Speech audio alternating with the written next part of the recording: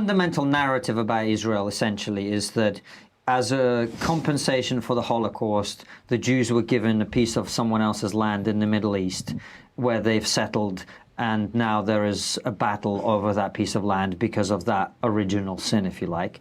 A viewpoint that, frankly, up until I started listening to some of your talks, was unshakable in my understanding. Yeah, absolutely. Because I don't know, I honestly don't know enough about it. That's the default narrative. Yeah. So, in what way is that not the case, Melanie? Every single thing that you just said is untrue. No, everything he said was not untrue. Was not false. What he said about Jews coming into what had become Arab land. So you can't say that everything is false. Again, you're basing your notion on the fact that historically, way back, this was to be territory for the Jews. But be it understood, M.S. Phillips, be it understood that in the 19th century, the Zionists were still, first of all, very much minority. The Jews still thought of themselves as whatever their nationality was. The Jews were a minority. And that basically, secondly, the idea of a Jewish state, although this minority, was propelled into action by what happened during the Second World War. That was what gave it its impetus. There is no sign before the massacre of 1/3 of the Jews that there was going to be some sort of universal idea that there should be a Jewish state. That was very much a minority. And it was the fact that the Jews became disillusioned for good reason.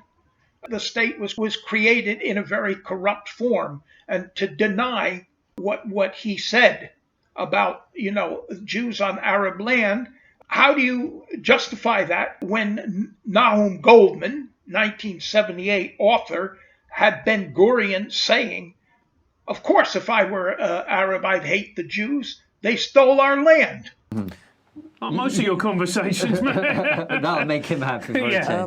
Obviously, it's a big subject, but the idea that the Jews had no connection to the land of Israel until a guilt-ridden West took them out as a remnant of the Holocaust and stuck them into someone else's country is the opposite of the truth. So what is the truth? The Jews are the only people for whom the land of Israel was ever their national kingdom, hundreds and hundreds of years before Islam was even invented and before the Arabs invaded.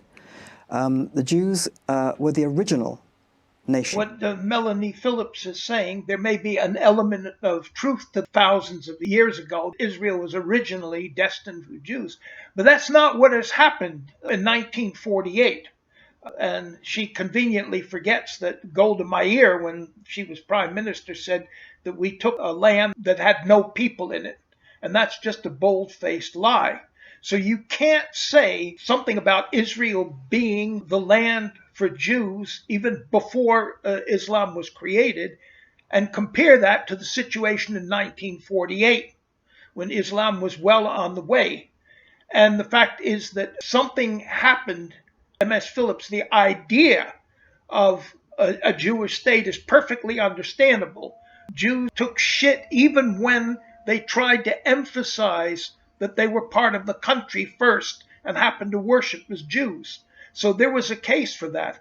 But the way it was done was very corrupt, because basically the British were saying, okay, here's a homeland for the Jews. Well, the Arabs happened to be there, so it was like, okay, you guys fight it out.